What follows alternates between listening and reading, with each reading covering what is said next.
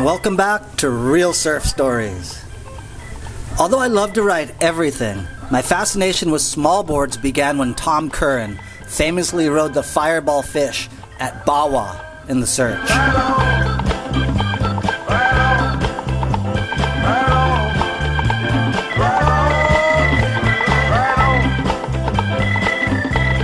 I have always been a huge fan of Chris Wan and have always loved riding a stand-up boogie. We did a trip together on the Quicksilver Crossing and he gave me one of his personal boards, which I love to ride in Costa Rica. My vision for years has been to make a surfboard that condenses the volume into a shorter plan shape that combines the attributes of a boogie and a surfboard. Back in the late 90s, I worked on the Pig and the Pig 2 with Xanadu, and after that, I worked with Doc Lausch on the 20s model.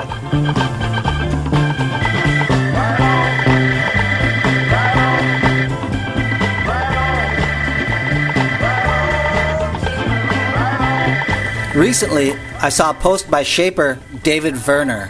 He's a big man and was riding a very short board, his drifter model. I commented on his post that the board looked unreal and that I think I could ride a 4'8" of that design. He replied, "Let's do it," and the rest is a real surf story. This is my new drifter. I just made this for Tony Roberts in the Dominican Republic. It's a 4'8", 25 liters. It's a full foot shorter than my normal shortboard that I ride, but has the same volume. It's a twin fin. It's got this cool channel in the back. I absolutely love mine and can't wait to see what Tony thinks of it. This was my first wave on the board.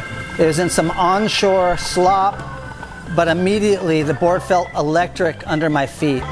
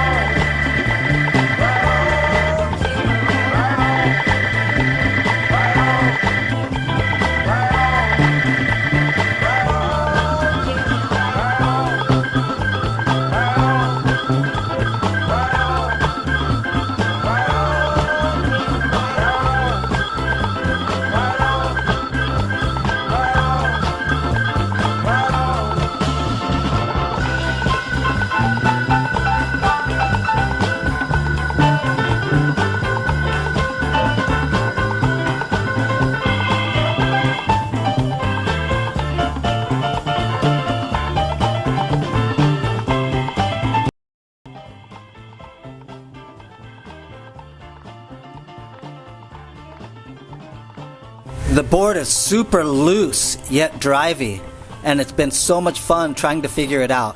But I feel like I have a long ways to go to learn how to ride this board. But I'm very much looking forward to the process.